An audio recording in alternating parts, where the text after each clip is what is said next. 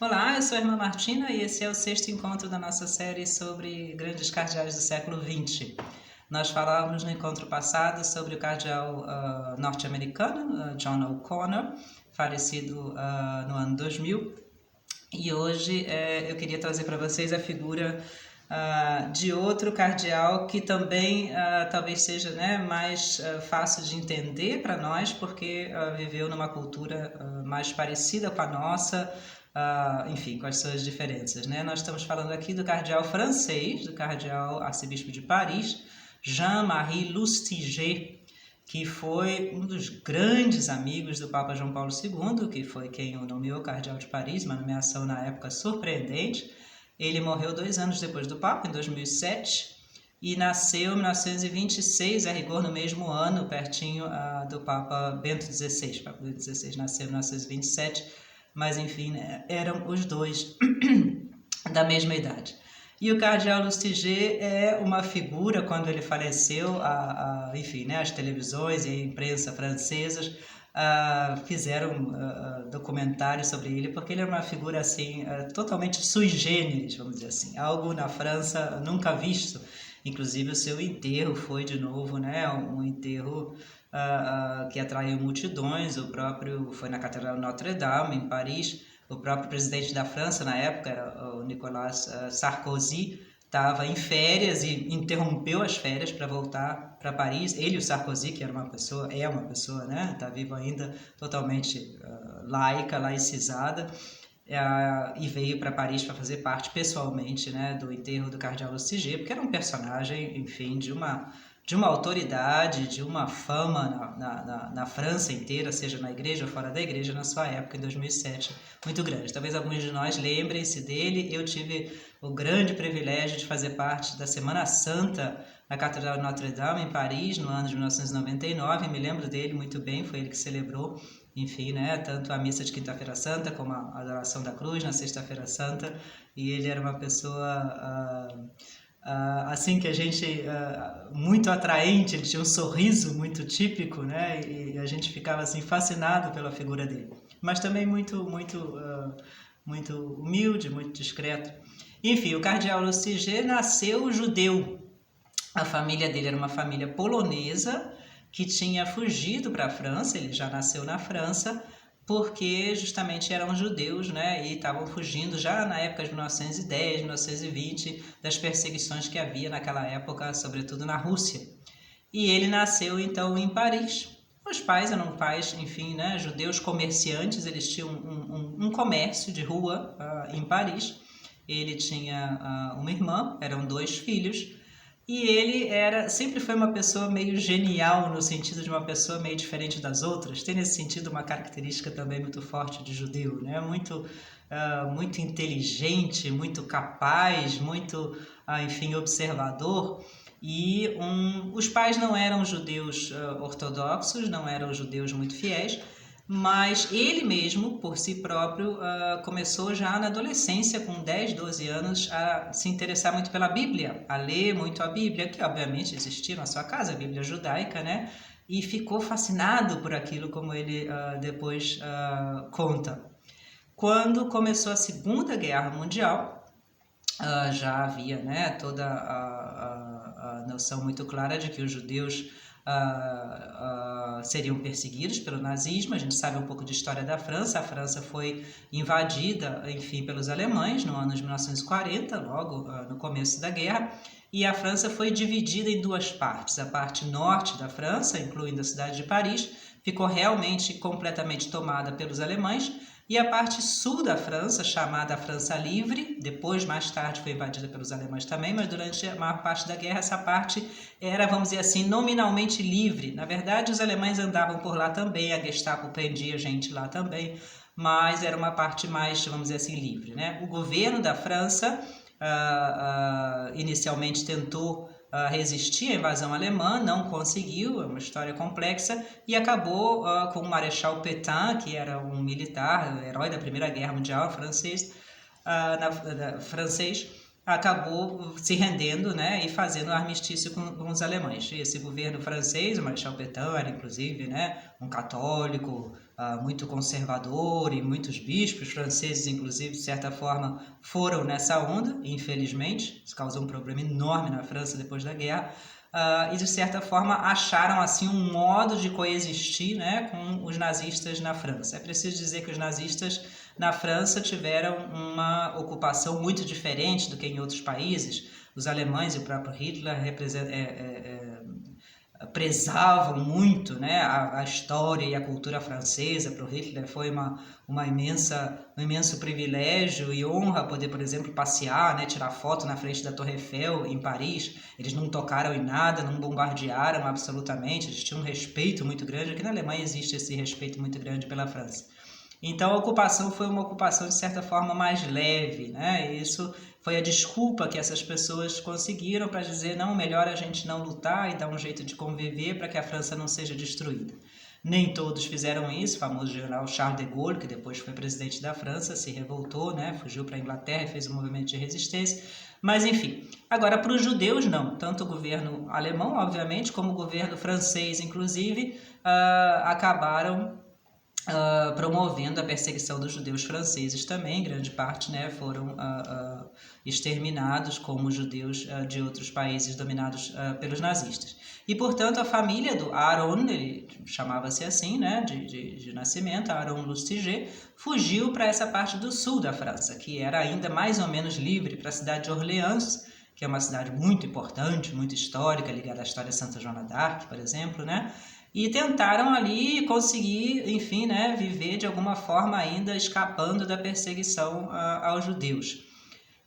Infelizmente, a sua mãe, por motivos enfim, né, financeiros da família, voltou a Paris em 1942, no meio da guerra, simplesmente para buscar, enfim, né, coisas que eles precisavam para o seu pequeno negócio. Ela achou que ela conseguiria fazer isso de forma escondida, e uma vez em Paris ela foi presa junto com outros judeus, foi deportada para o campo de concentração de Auschwitz, onde ela morreu.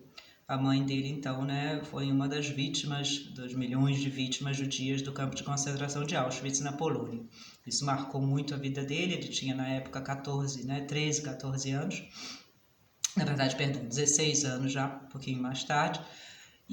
Mas antes disso, já com 13, 14 anos, ele começou a se interessar pelo catolicismo. Foi toda a sua fascinação e o seu estudo da Bíblia que aproximaram ele da Igreja Católica. Uma coisa que ele fez completamente sozinho. Os pais eram completamente contra isso. A irmã nunca entendeu também essa conversão dele o resto da vida, e ele fez isso, né, por si mesmo. Entrou em contato com um padre católico que o levou até o bispo de Orleans, na época, que o ajudou muito.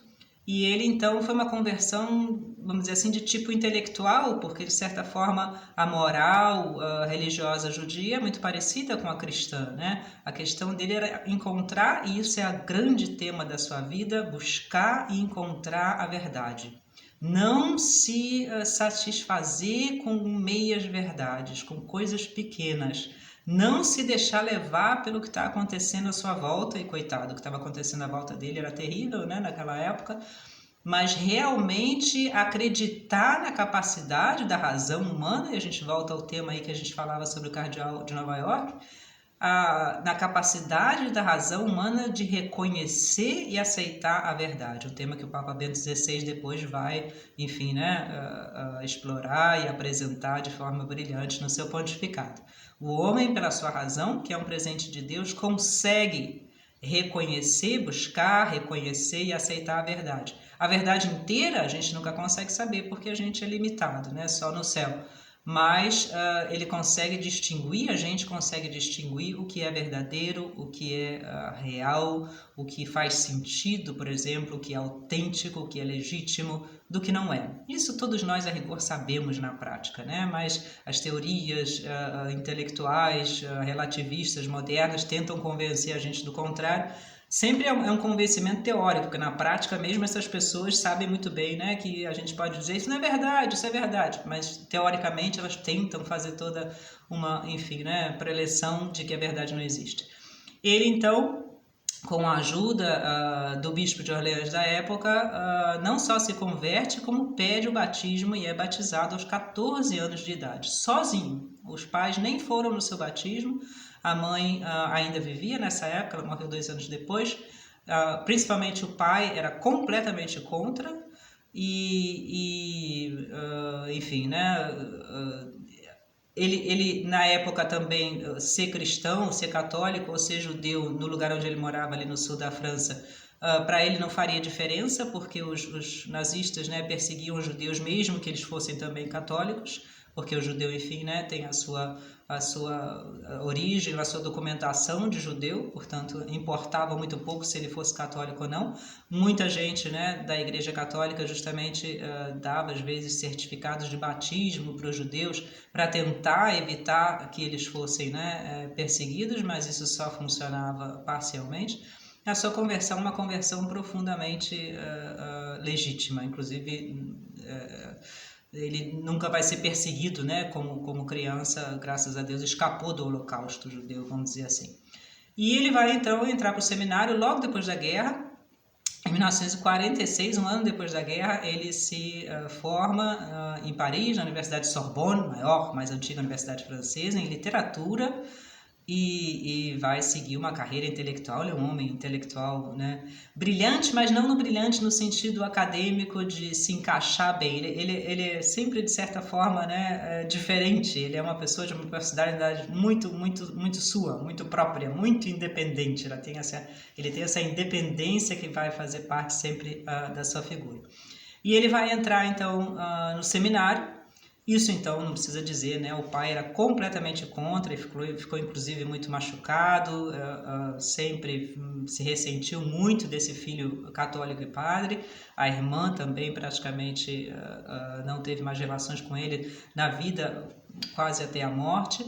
E ele vai ser ordenado padre aos 28 anos e vai atuar em Paris como capelão, depois como enfim, pároco em Paris, sobretudo ligado aos estudantes, enfim, né, aquela vida intelectual universitária de Paris, e vai ser conhecido, a gente vê nas fotos dele, né, ele é uma pessoa extremamente viva, extremamente engraçada, sabe, por exemplo, contar piadas muito bem, né, é uma pessoa extremamente atraente, mas por outro lado tem uma personalidade tão forte que geralmente as pessoas dizem ou a gente o ama ou a gente o odeia. Ele é uma pessoa que não se encaixa nos parâmetros normais, né? Ele é quem ele é, totalmente autêntico, totalmente independente, totalmente seguro daquilo que ele quer, que é buscar cada vez mais, enfim, né, a verdade que ele diz, né, só ela pode acalmar, só ela pode dar segurança ao meu coração e à minha vida. E ele enfim, aos 53 anos, feito bispo da cidade de Orleans, onde ele tinha se convertido, onde ele tinha se batizado, e de certa forma, né, vai ser sucessor agora daquele bispo que o tinha ajudado.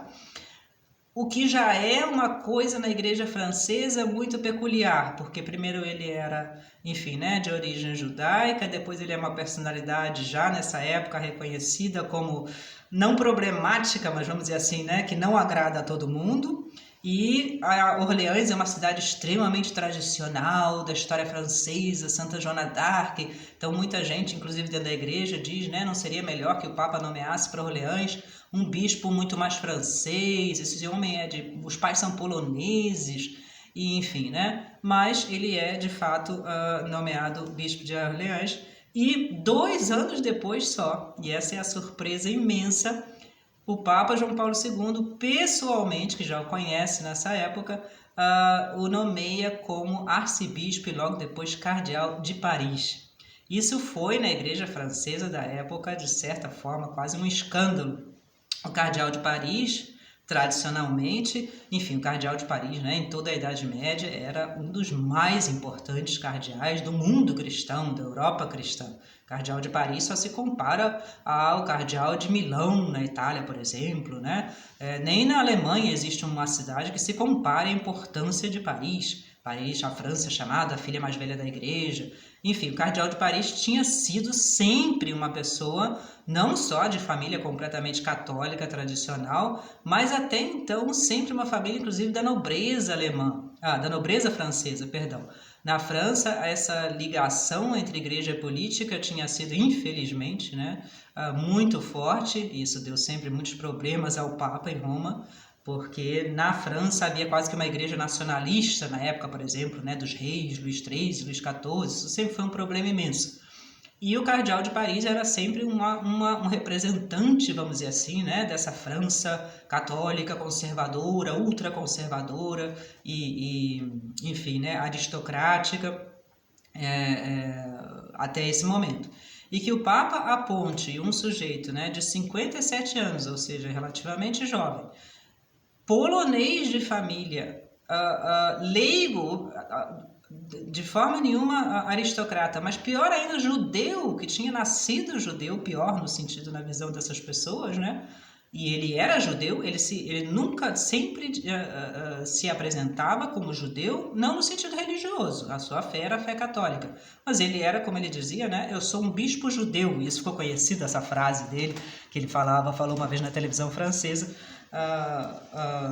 enfim, né, na mídia francesa, o bispo, o cardeal judeu, ele era conhecido, o cardeal judeu. Eu sou judeu, a minha família é judia, a minha, enfim, né, toda a minha vamos dizer assim, etnia cultural e física é judia.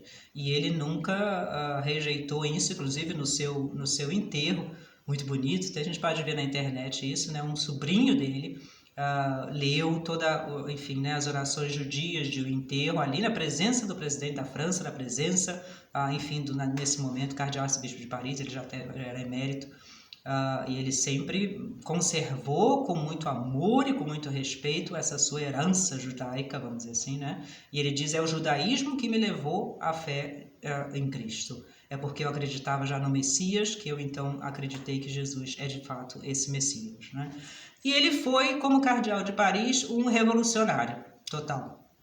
Ele encontrou uma arquidiocese e um país, né? Como cardeal de Paris ele era, vamos dizer assim, né, o primaz, o chefe da igreja francesa, que estavam afundados na problemática do pós-concílio, né, de toda, enfim, as discussões na França violentíssimas sobre, por exemplo, né, moral sexual, sobre questões políticas, exatamente.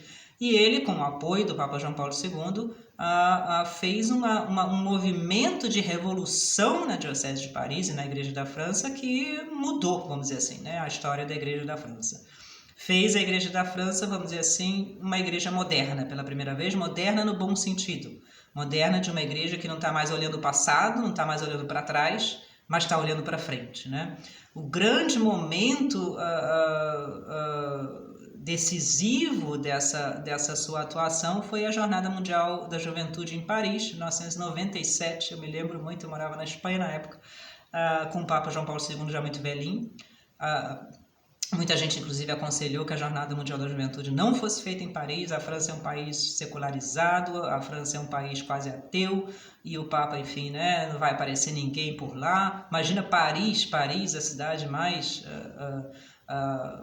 secularizada do mundo, de certa forma, nesse sentido. E a gente pode ver na internet também a famosa foto do Papa com ele do lado, né? E a Torre Eiffel no fundo. Mais de 1 milhão de jovens tiveram presente na Jornada Mundial da Juventude, com batismos, adoração. Foi muito bonita a Jornada Mundial da Juventude de Paris. O Papa já muito velhinho e ele ali já mais velho também, né? Mas muito com aquele sorriso, ele tem um sorriso muito típico, um sorriso quase assim maroto, a gente diria, né? Um sorriso muito típico dele.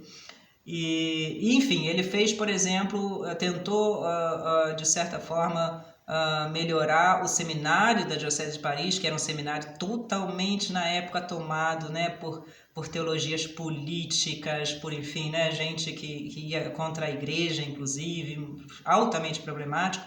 E vendo que ele tinha uma reação muito grande para essa reforma, ele simplesmente criou um outro seminário. Ele era o arcebispo, né? Criou um outro seminário, que é o Seminário de Paris até hoje, e que na época dele ordenou mais de 200 padres.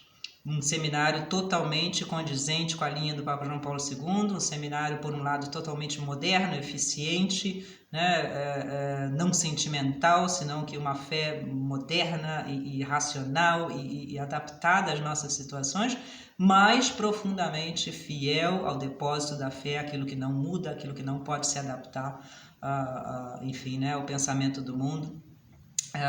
Ele criou vários centros, por exemplo, de cultura católica em Paris. O Papa Bento, na sua famosa viagem visitar Paris, inaugurou um desses centros com uma palestra. Conhecia muitos, dois eram muito amigos também, né? O Cardeal Ratzinger e o Cardeal Lustiger. Ele construiu uma série de igrejas novas em Paris. Ele fez, né, uma reforma, vamos dizer assim, da liturgia, porque depois do concílio a liturgia tinha sido vilipendiada na França, então ele fez uma reforma da liturgia em, obviamente, correspondência ao Concílio Vaticano II, mas sem os exageros e as aberrações que houve depois. Ele é lembrado na igreja francesa, como diziam seus amigos na adolescência e na juventude, ou as pessoas o odeiam ou as pessoas o amam, mas ninguém pode deixar de dizer que ele é uma personalidade, né, histórica na França.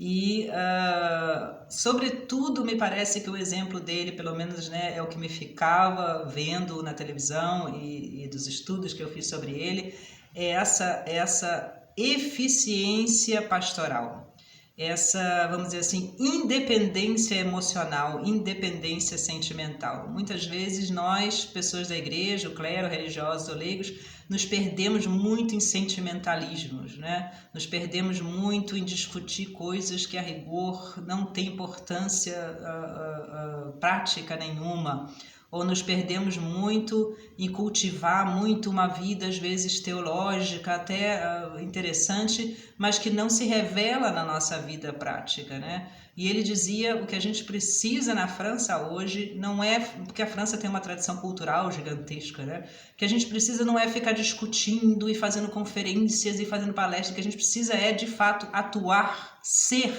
fazer a igreja da França uma igreja profundamente fiel e, sobretudo, profundamente fiel ao Papa e, enfim, né, a teologia, ao dogma, mas, por outro lado, profundamente moderna, nada de ultraconservadora, nada de coisas, né, ligadas ao passado. Basta a gente lembrar que na França tem o movimento lefebrista, por exemplo, né?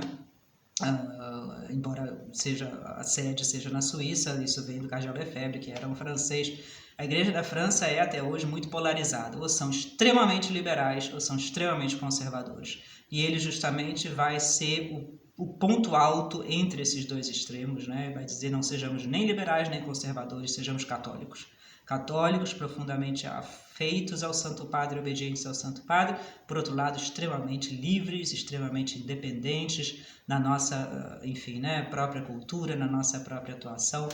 E o Papa João Paulo II, enfim, né, claramente gostava muito deles, eram grandes amigos, o Cardeal Ratzinger também, e é